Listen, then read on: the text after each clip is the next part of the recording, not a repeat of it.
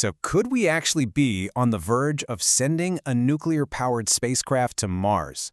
Well, it's not science fiction. There's a project in the works called the SR-1 Freedom, and its planned launch is as early as 2028. We're going to dive into this because this one piece of tech, it could unlock the entire solar system for us. Right. So the destination is obviously Mars. But the real star of the show here is the ship itself. It's not running on solar panels. It's powered by its very own onboard nuclear reactor.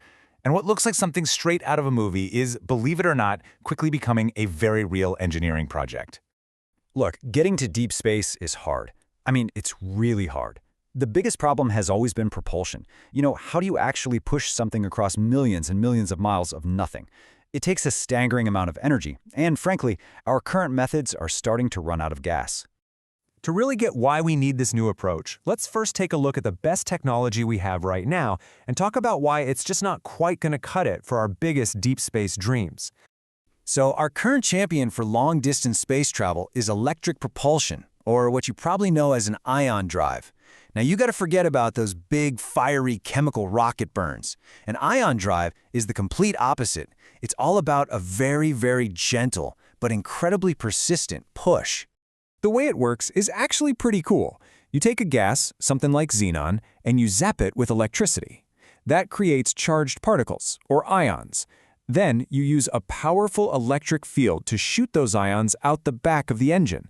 And that constant stream of tiny particles is what pushes the spacecraft forward. Now, when I say the force is gentle, I mean it's tiny. Imagine the weight of a single piece of paper resting on the palm of your hand. That's about it. But here's the kicker. It's always on. That relentless, gentle push, 24/7, for months or even years, well, it adds up and lets a spacecraft get to some truly mind-boggling speeds. And this is what it actually looks like in action. You're looking at a Hall thruster. It's a type of ion engine, firing up during a test. That awesome blue glow, that's the stream of xenon ions being shot out the back, creating that super efficient, non-stop push. But here is the big problem. The Achilles heel, if you will. Ion drives are thirsty. They need a ton of electricity to run. And for most missions, that juice comes from huge solar panels. Now that's fine when you're hanging out around Earth or Venus. But the farther you get from the sun, the weaker the sunlight gets, and your power supply just fades away. So, if the sun can't give us enough power for where we want to go, what's the solution? Well, you stop relying on the sun. You bring your own power source with you. And that, right there, is where nuclear energy changes the game. Now, it's really important we're clear on something. When we say nuclear power in space, there are different kinds. For decades, we've used things called RTGs on probes like Voyager. They use the natural heat from decaying plutonium to power scientific instruments. Think of them as incredibly long-lasting nuclear batteries. What we're talking about now is something else entirely. It's a full-on fission reactor, using a chain reaction to generate a massive amount of heat, which then gets turned into electricity, specifically for propulsion. And this is the key innovation, the magic combination, nuclear electric propulsion. You take the incredible fuel-sipping efficiency of an ion drive, and you pair it with the huge, constant power from a compact fission reactor. Suddenly, you don't care how far you are from the sun. You've got a powerhouse right on board. And this isn't some brand new, crazy idea. The US actually flew a test reactor way back in 1965.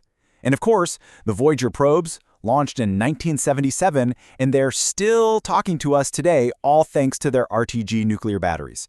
The SR-1 Freedom is just the next logical and much more powerful step in that evolution. Okay, but the moment you say nuclear, the big question is always safety, as it should be. This is priority number one in the design. The fuel is sealed up in these incredibly tough materials designed to survive pretty much any launch accident you can imagine. And really, it's building on the perfect safety record of past missions like Cassini, which also used a nuclear source. So, what does this all mean for the future of space exploration? Well, having a reliable, high-power engine that works anywhere you take it, that changes absolutely everything.